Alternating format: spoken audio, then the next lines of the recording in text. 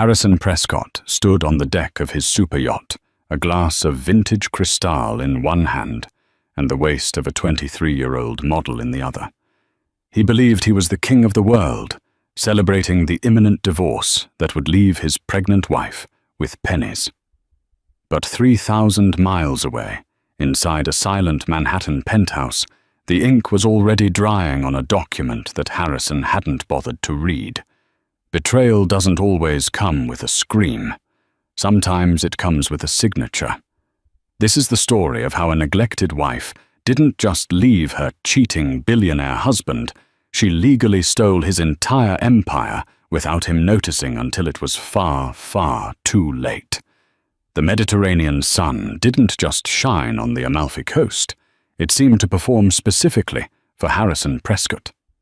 At 46, Harrison was the face of Prescott Global, a logistics and shipping conglomerate that moved half the world's luxury goods.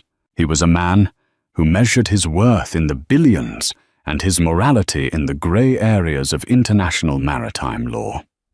Today, the deck of his 200-foot super yacht, the Sovereign, was awash in the sounds of clinking crystal and the soft rhythmic thrum of deep house music.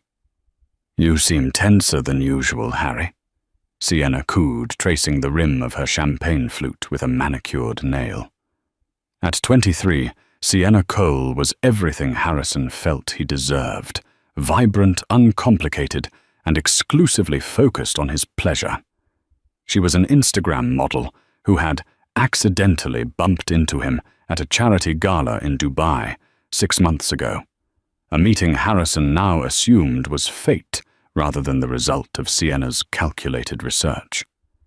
Harrison adjusted his linen shirt, glancing at his satellite phone sitting on the teak table. "Just waiting for the confirmation, Sienna. It's a big day." "The merger?" she asked, feigning interest in business. "Better," Harrison smirked, taking a sip of the cold champagne. "The unmerger. My lawyers in New York are serving Vanessa today. By the time the sun sets here, I'll be technically single, and thanks to the ironclad prenup I forced her to sign 10 years ago, she walks away with the apartment furniture and a monthly allowance that wouldn't cover your shoe budget." Sienna giggled, a sound that usually delighted him, but today felt slightly grating. "But isn't she, expecting?"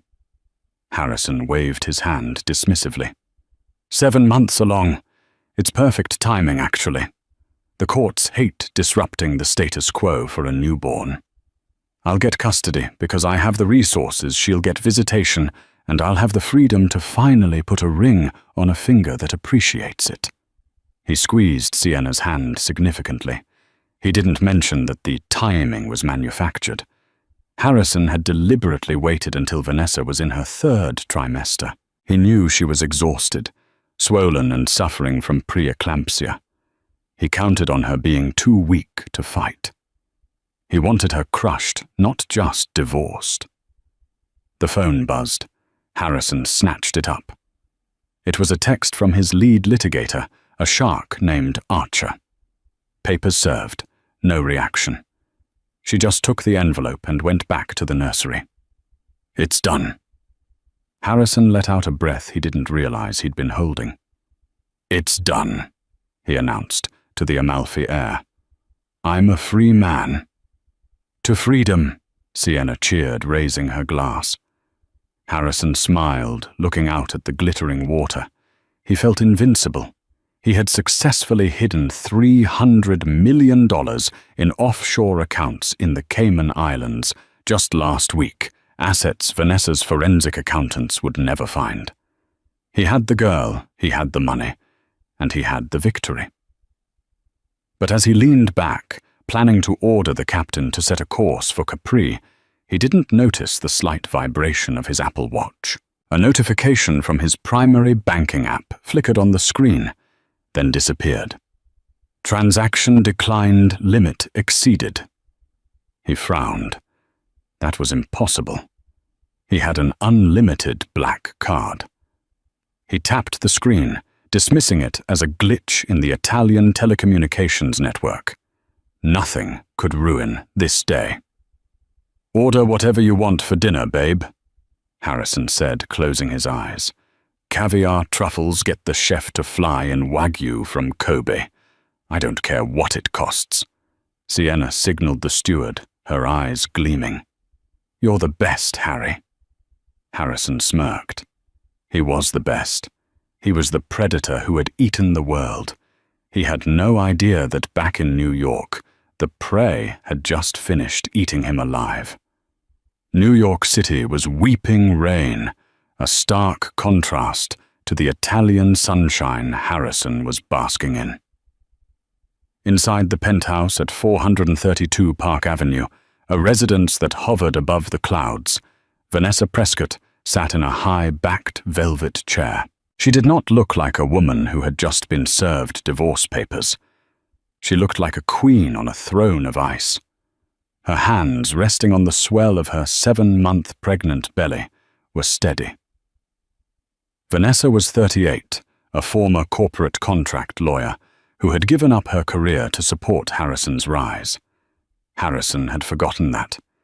He remembered her as the trophy wife he'd molded, forgetting she was the one who had proofread his initial business plans.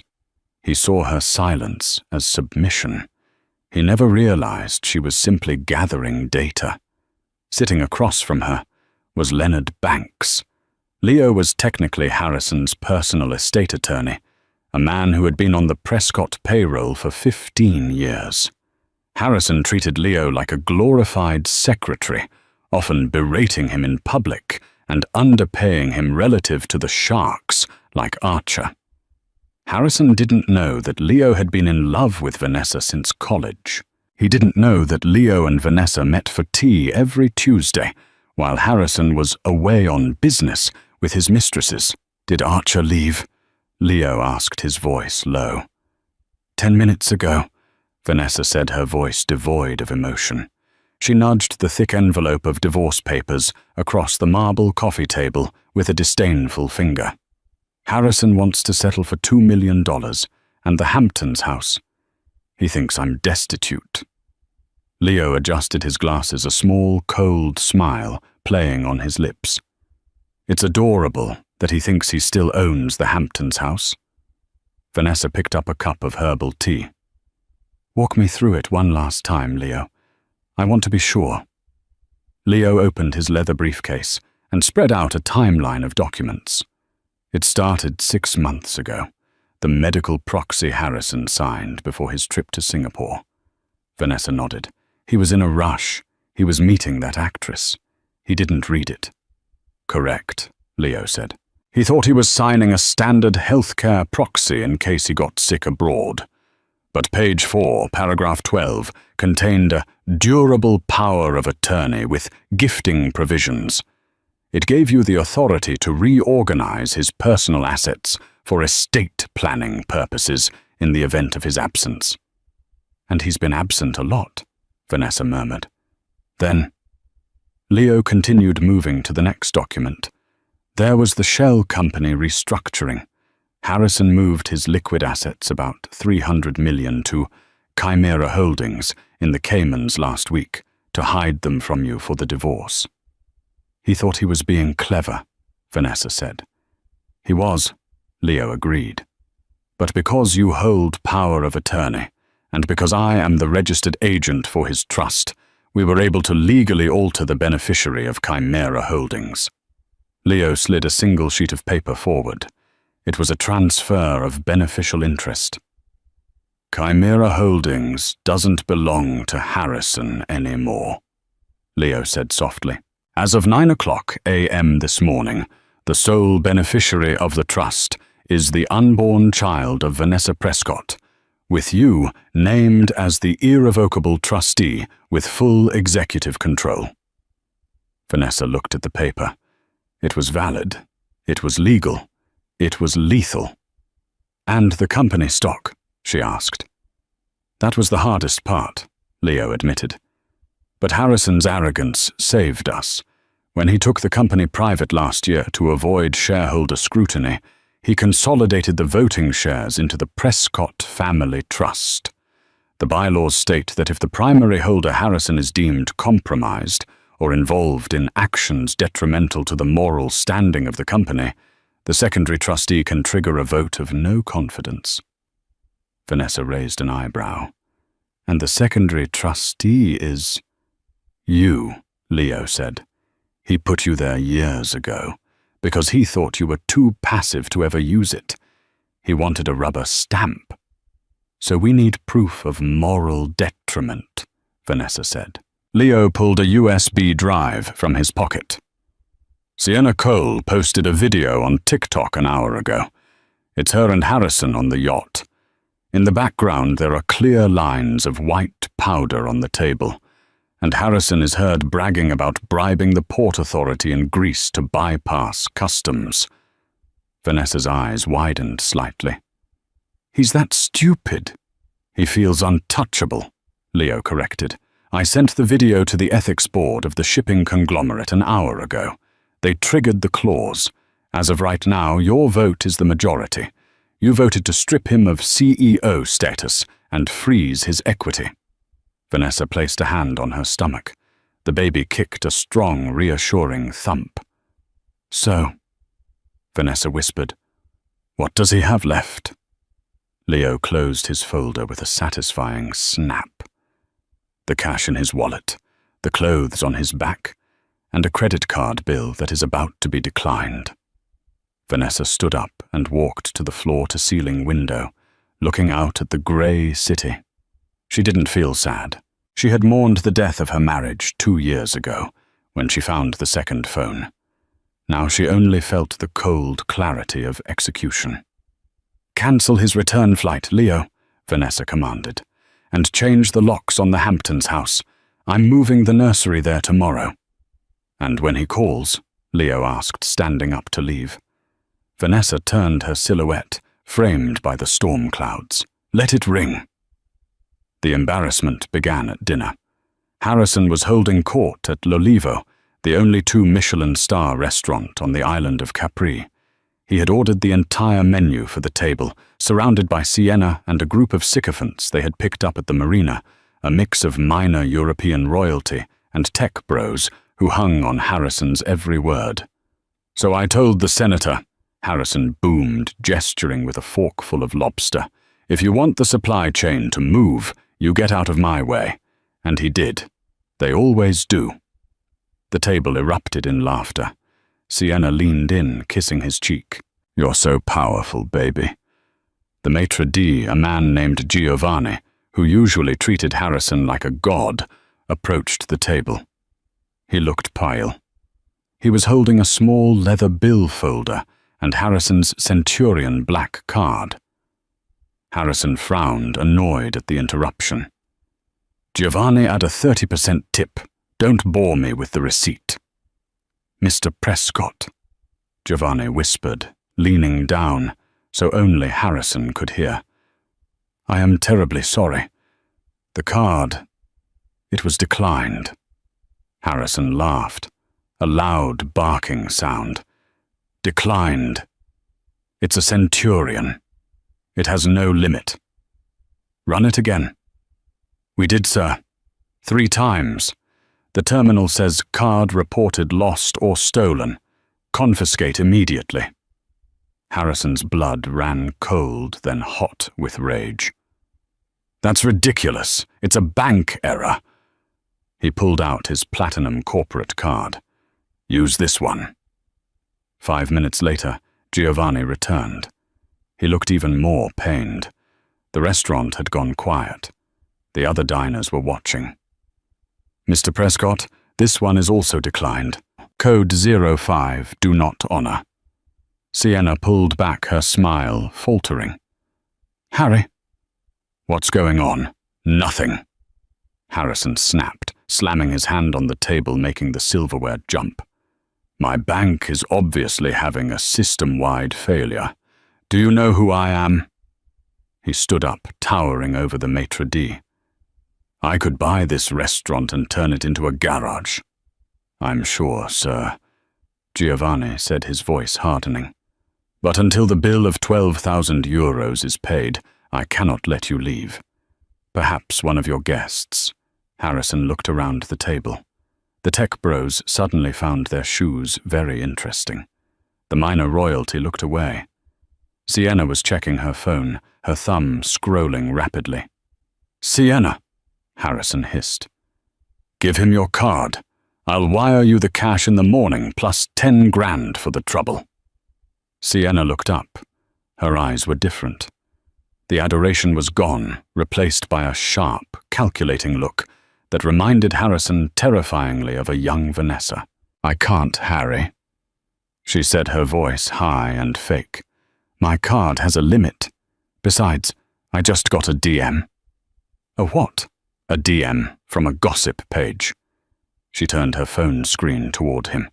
It was a breaking news alert from the Wall Street Journal.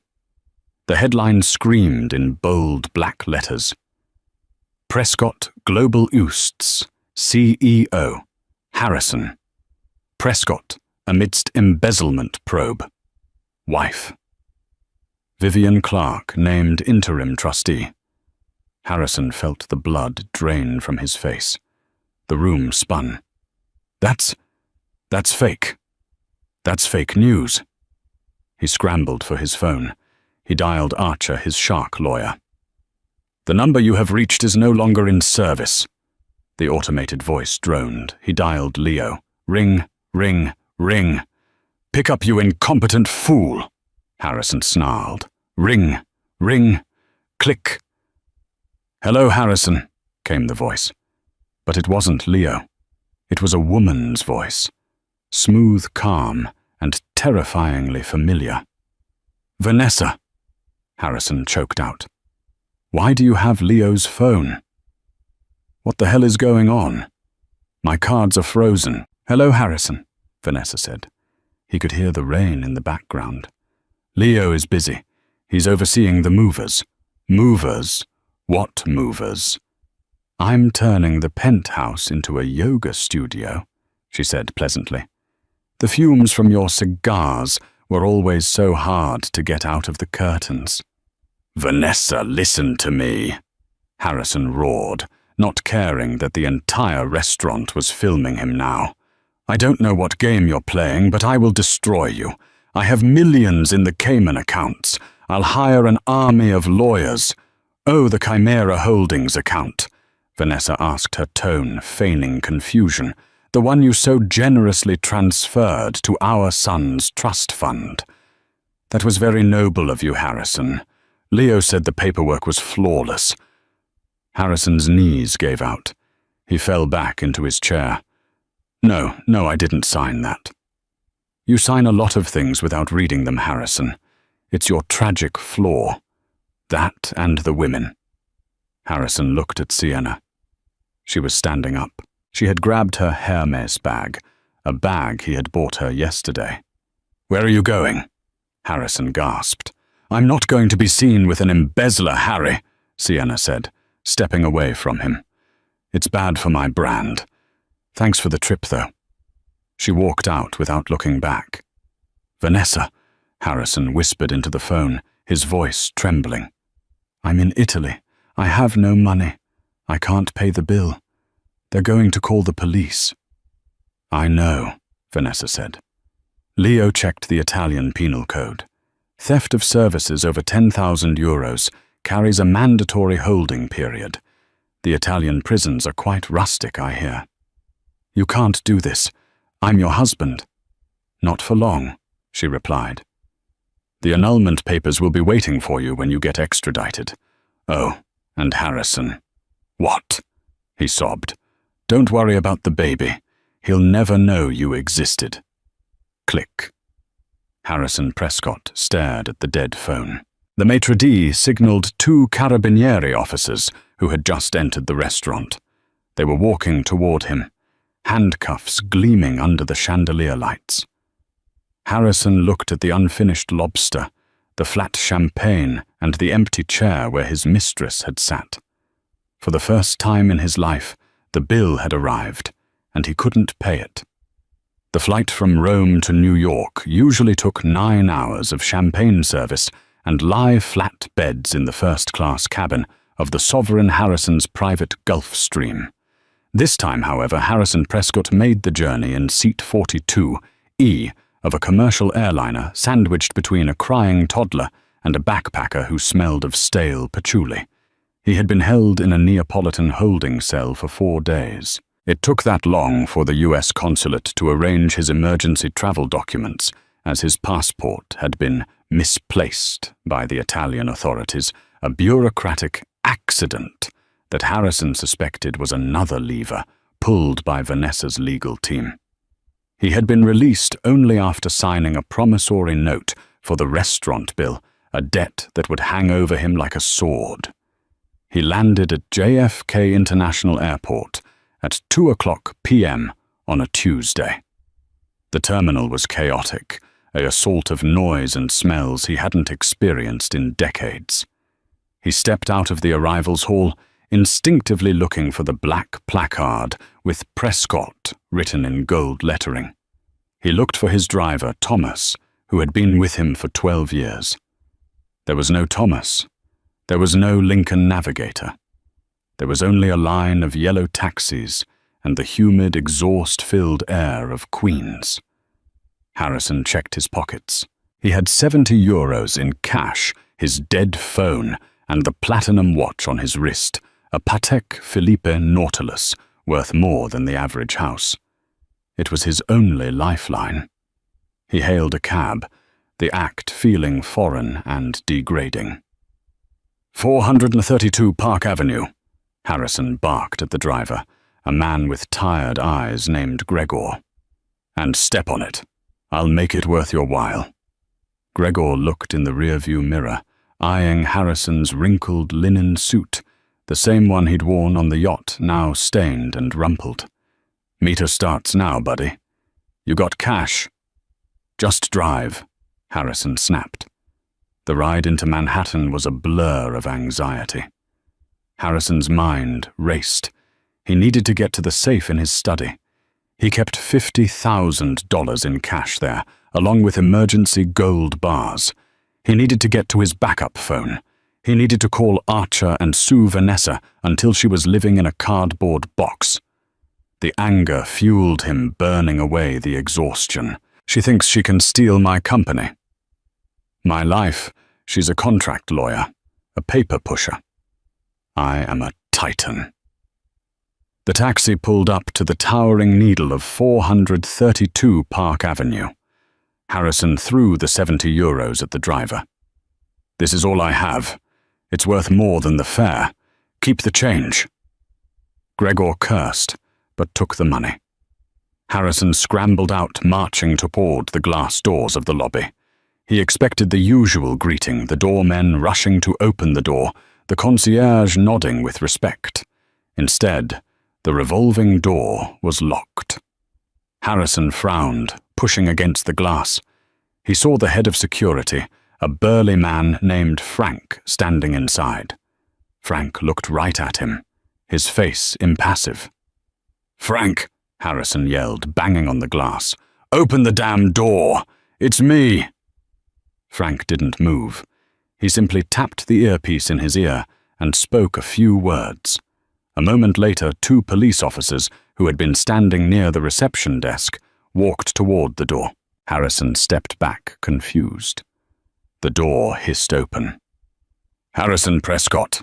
one of the officers asked. "Yes, finally." Harrison straightened his jacket. "My wife has locked me out. I want to file a complaint.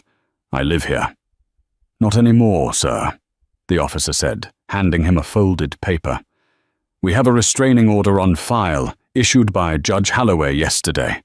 You are not to come within 500 feet of this residence, or Ms. Vanessa Clark." "Ms. Clark," Harrison choked.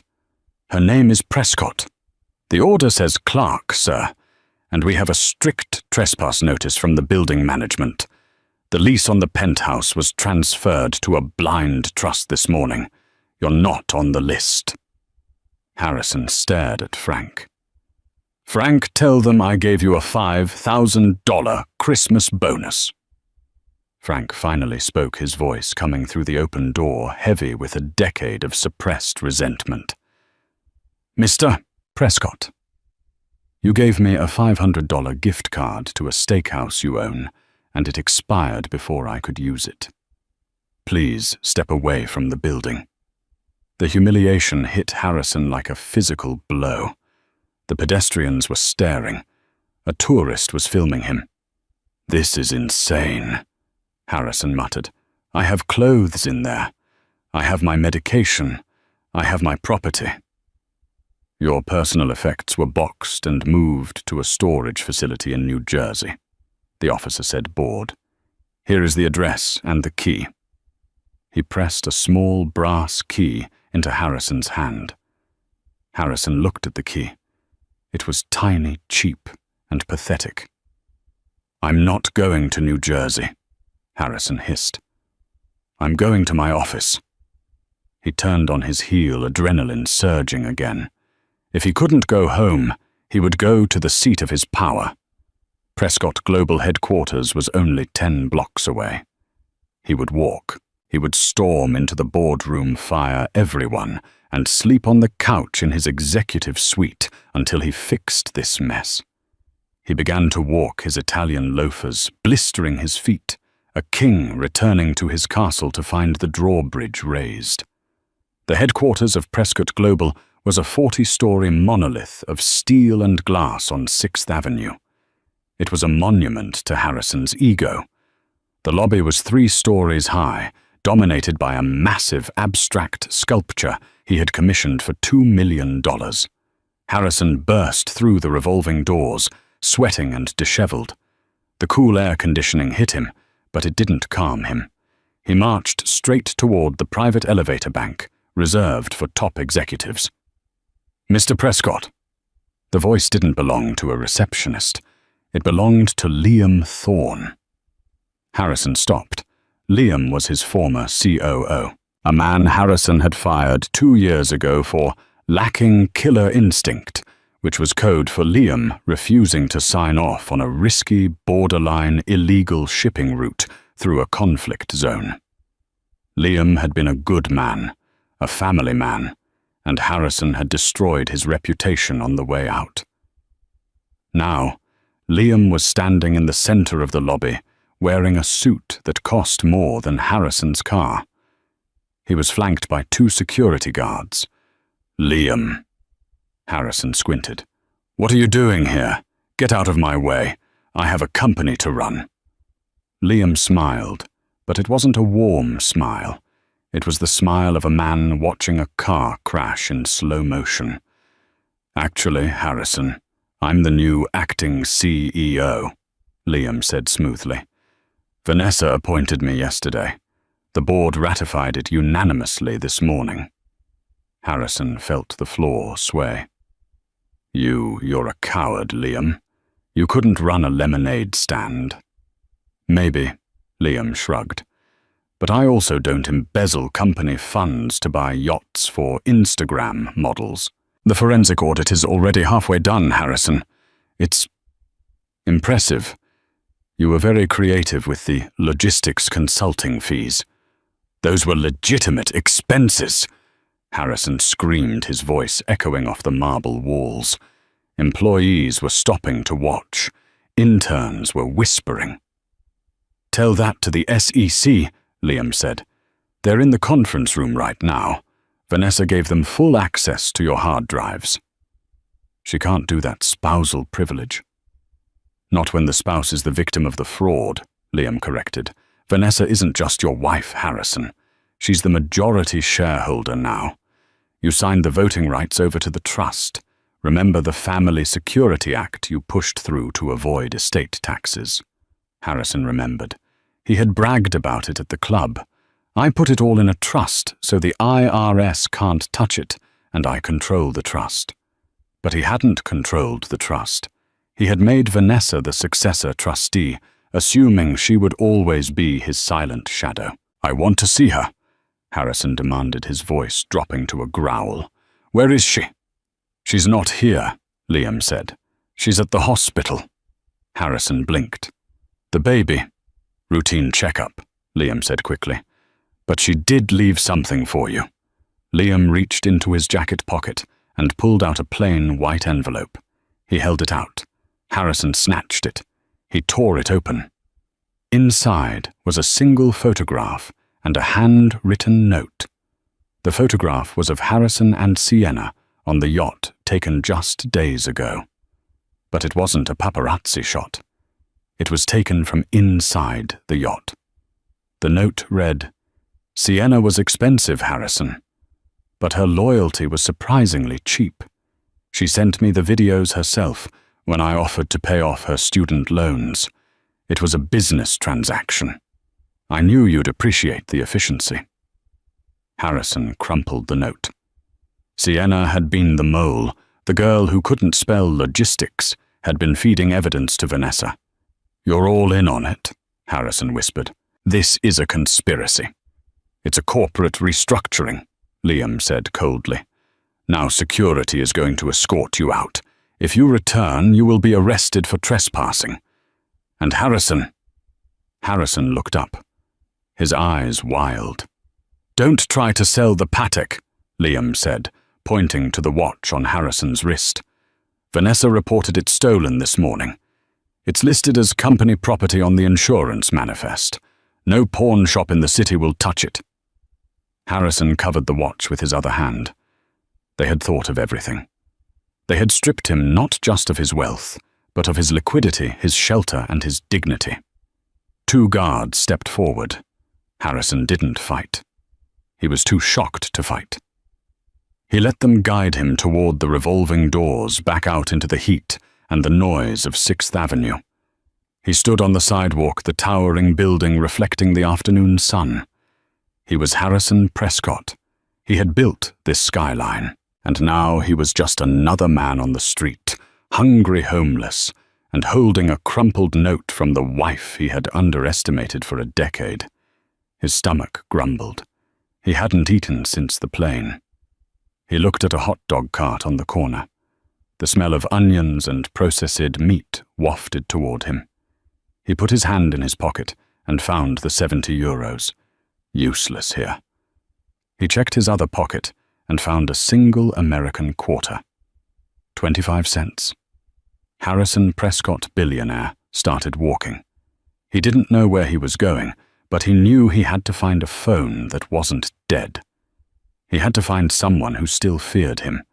But as he merged into the crowd, invisible for the first time in his life, he realized the terrifying truth. Without his money, nobody feared him. They didn't even see him. Night had fallen over New York City, transforming the glass canyons of Manhattan into a glittering labyrinth. For Harrison Prescott, however, the city was no longer a playground. It was a cage. He sat in the back booth of a dive bar in Hell's Kitchen, nursing a lukewarm beer he had paid for, with the handful of change he'd scrounged from his suit pockets. The air smelled of stale hops and desperation. He was waiting for the one man who operated outside the law, outside the reach of Vanessa's forensic accountants and Liam Thorne's corporate security. He was waiting for Nikolai. Nikolai was a consultant Harrison had used years ago to intimidate a union leader who was threatening a strike at the Jersey docks. Nikolai didn't care about frozen assets or SEC investigations. He dealt in favors and cash. Harrison didn't have cash, but he had something more valuable information. Harrison touched the inside of his heel. Hidden within the hollowed-out sole of his left Italian loafer was a micro SD card.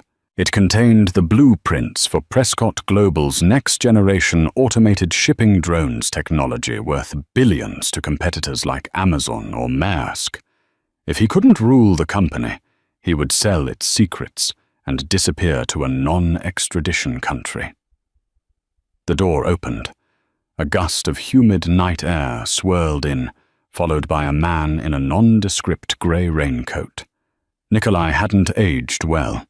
His face was a road map of scars and bad decisions, but his eyes were sharp.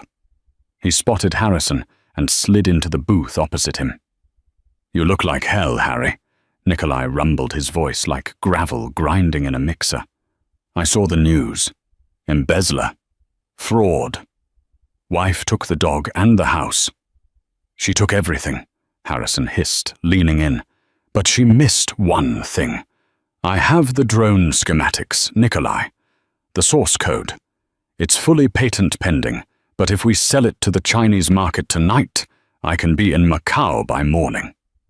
Nikolai signaled the bartender for a whiskey. He didn't look excited. He looked bored. "The drone schematics?" Nikolai asked, picking at a fingernail. "Project Icarus. Yes, it's worth 50 million on the black market, easy. I just need you to make the connection. I'll give you 20%. Nikolai chuckled a dry, humorless sound. He pulled a smartphone from his pocket and slid it across the sticky table. "Look at this." Harrison looked. It was a press release from Prescott Global, issued 2 hours ago. Prescott Global announces open source initiative project, Icarus, released to public domain, to revolutionize global shipping sustainability. Harrison stared at the screen, the words swimming before his eyes. What is this? Your wife?" Nikolai said, taking a sip of his whiskey. "She released the tech, open source, free, for everyone. She said it was a gift to the world to offset the carbon footprint of the previous administration, meaning you. She gave it away." Harrison's voice cracked. "She burned $1 billion asset just to spite me." "She didn't just burn the asset, Harry," Nikolai said softly. "She burned your leverage. That card in your shoe, it's worthless plastic now. You have nothing to sell." Harrison slumped against the cracked vinyl of the booth.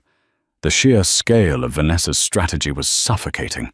She wasn't just checkmating him.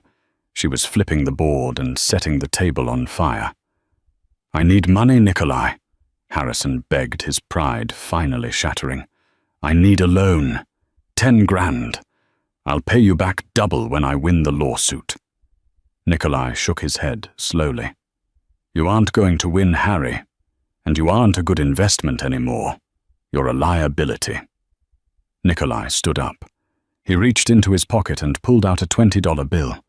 He dropped it on the table next to Harrison's lukewarm beer. "For a cab," Nikolai said, "or a meal. Don't call me again." Harrison watched him leave. He was alone. He stumbled out of the bar an hour later, the alcohol buzzing in his empty stomach. He had nowhere to go. The storage unit in New Jersey was miles away, and he couldn't bring himself to go there. He wandered toward Central Park, drawn by the familiarity of the Upper East Side. He found himself standing outside a townhouse on 64th Street. It belonged to his mother. She had passed away 5 years ago, but the house was still in the family trust. Maybe the key code still worked. Maybe he could sleep on the antique rug in the foyer. He punched the code into the keypad on the service entrance. 1980, his birth year. The light flashed red. Access denied. He tried again. Red. Then the intercom buzzed. A voice crackled. Through the speaker. It wasn't the housekeeper. It was a man's voice. "Can I help you? This is Harrison Prescott," he shouted at the speaker. "This is my mother's house, let me in. Mr. Prescott," the voice said, polite but firm. "The property was sold 3 days ago. The new owners are currently renovating. Please leave the premises, or we will call the police." "Sold," Harrison screamed at the brick wall. "Who sold it?" "The Vanessa Prescott Trust," the voice replied. "Proceeds went to the Harrison Prescott Rehabilitation Fund for victims of corporate greed. It's a charity, sir. Very generous." Harrison fell to his knees on the sidewalk. A charity in his name. She was mocking him from every angle. She had taken his past, his present, and his future, and she was rewriting his legacy into a joke. It started to rain again. Harrison curled up on a park bench under the awning of a bus stop, clutching his knees to his chest. The man who had sipped Cristal on a super yacht 48 hours ago closed his eyes, shivering in a bespoke suit that was now just wet rags. The winter in New York that year was the coldest on record. For Harrison Prescott, the chill was not just meteorological. It was a constant gnawing presence in his bones. It had been 6 months since his return from Italy. 6 months since the king of logistics had been dethroned. He lived now in a basement studio in Astoria, Queens, a space so cramped that he could touch the refrigerator while lying in bed. The walls were thin, vibrating with the sounds of the N train rumbling overhead and the arguments of the couple next door. His days of bespoke Italian suits were over. Now he wore a uniform, a grey polo shirt with the logo of Tri-State Haulage embroidered on the chest. He was a night shift dispatcher managing the schedules of truckers who shouted at him over static-filled radios. They called him Harry the Has-Been, a nickname that stung more than any corporate insult ever could because it was true. But today, he wasn't Harry the dispatcher. Today he had put on his one remaining suit, the charcoal Brooks Brothers he had bought at a consignment shop, and taken the subway into Manhattan. It was mediation day, the final act. The offices of Cromwell and Sullivan were located in the very same skyscraper district Harrison used to rule. As he walked through the lobby, security guards didn't salute him. They asked for his ID. He was visitor number 402. The elevator ride to the 50th floor was silent and suffocating. Harrison checked his reflection in the polished brass doors. His face was gaunt, the skin grey and slack. He had lost 30 pounds fueled by a diet of instant ramen and stress. His hair, once kept dark and lustrous by expensive stylists, was now showing its true colour, a defeated iron grey. The elevator dinged. "Mr. Prescott," the receptionist said without looking up. "Conference room B. They are waiting." Harrison walked down the plush hallway. The carpet was thick enough to silence his footsteps, but his heart was pounding loud enough to fill the corridor. He pushed open the heavy mahogany doors. The room was vast, dominated by a table that looked like a runway. The view from the floor-to-ceiling windows showed the grey expanse of the Hudson River. Vanessa was already there. She sat at the head of the table, not the side. It was a power move, subtle but unmistakable. She looked breathtaking, not in the way his mistresses had been all flash and hunger. Vanessa looked like a fortress. She wore a tailored cream suit that probably cost more than his annual salary at the trucking company. Her hair was pulled back in a sleek, severe bun, highlighting the sharp angles of her face. But it was what was next to her that stopped Harrison in his tracks. A stroller, a sleek modern thing in matte black. Harrison stood by the door, his hand gripping the brass handle. "You brought him." Vanessa looked up. Her eyes were cool, devoid of the warmth he remembered from the early years of their marriage. They were the eyes of a stranger.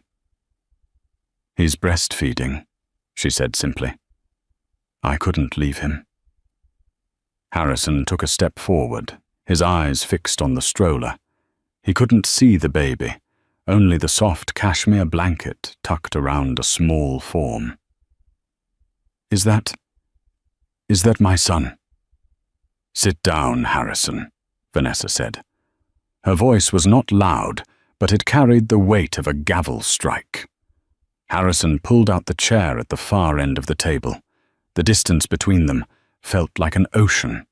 Sitting next to Vanessa was Jessica Vance, her ruthless attorney, and next to Harrison sat a court-appointed mediator named Mr. Greaves, a tired-looking man with coffee stains on his tie. Harrison couldn't afford a lawyer. He was representing himself against a team that billed $2,000 an hour. "We are here to finalize the dissolution of the marriage and the settlement of all outstanding civil litigation." Mr. Greaves began shuffling his papers. "Mr. Prescott, you have reviewed the proposed agreement." Harrison looked at the thick stack of papers in front of him. He hadn't reviewed them. He didn't have the mental energy. He knew he was beaten. "I just want to know one thing," Harrison said, ignoring the mediator and looking directly at Vanessa. "Why didn't you just kill me? It would have been cleaner." Vanessa didn't blink. "Death is too easy, Harrison. Dead men don't learn lessons. Besides, I needed you alive to sign these." Jessica Vance slid a specific document from the stack. It was just 3 pages, but the header was bold and terrifying. "Voluntary relinquishment of parental rights and permanent restraining order."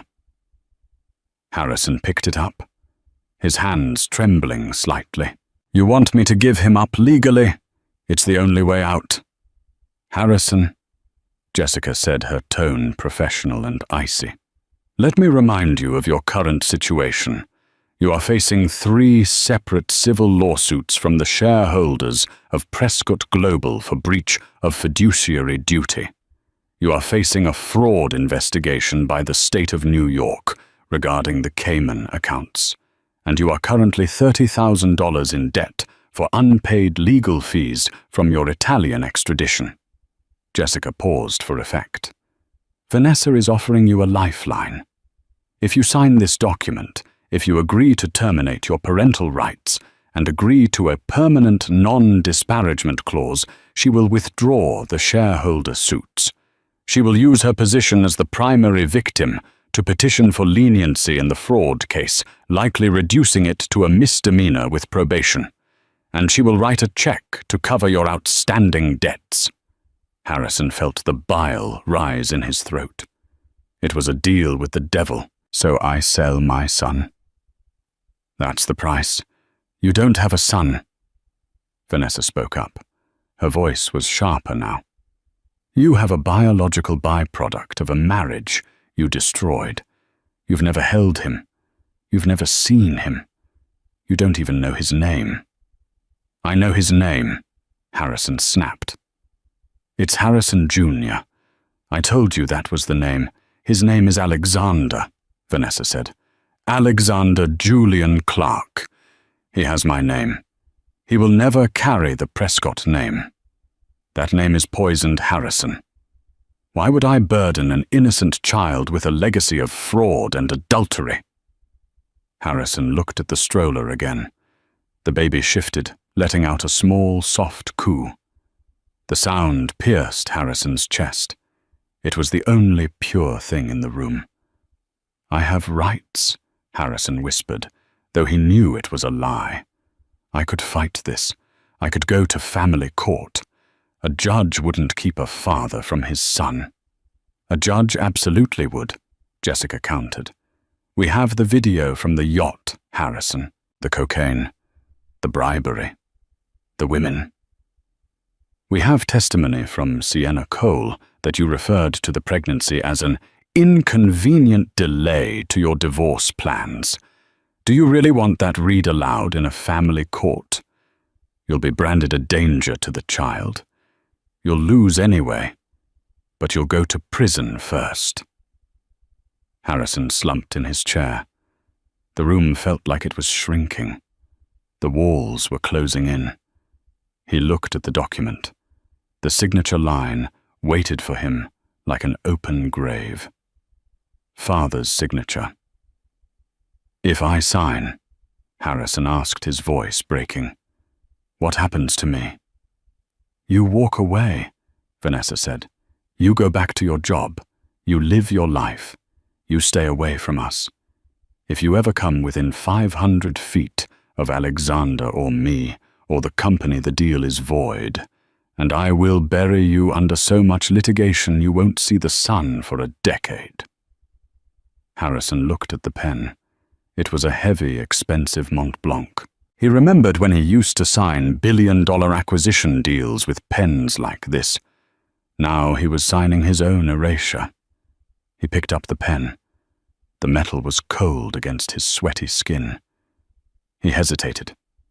Can I see him? Just once, before I sign." Vanessa stared at him for a long moment. The silence stretched thick and heavy. Finally, she nodded once. She stood up and walked to the stroller. She unbuckled the straps and lifted the baby out. Alexander was small, wrapped in a soft blue blanket. He had a tuft of dark hair and rosy cheeks. He was awake, his large, curious eyes scanning the room. Vanessa walked around the table, stopping a few feet from Harrison. She didn't hand the baby to him. She just held him up. Harrison looked into the baby's face, and then he saw it. The eyes. They were bright blue. His eyes. The Prescott eyes. For the first time in 20 years, tears welled up in Harrison's eyes. He reached out a trembling hand, wanting to touch the baby's small foot. "Don't," Vanessa said sharply, pulling back slightly. "Just look. He looks like me," Harrison choked out. "He has your eyes," Vanessa admitted, "but I will make sure he never has your heart. I will raise him to be kind, to be loyal, to be honest, everything you weren't." The baby looked at Harrison, blinked, and then turned his head into Vanessa's chest, seeking comfort. He didn't know this man. To Alexander, Harrison was just a shadow in the room. That rejection, simple and instinctual, broke Harrison. He turned back to the table. He couldn't look anymore. The pain was too physical, a crushing weight on his lungs. He wanted to scream, to flip the table, to beg for another chance. But he knew there were no more chances. He had used them all up on models and yachts and lies. "Give me the paper," Harrison whispered. Jessica slid the document forward. Harrison didn't read the text. He couldn't. He just focused on the line. He pressed the pen to the paper. Harrison.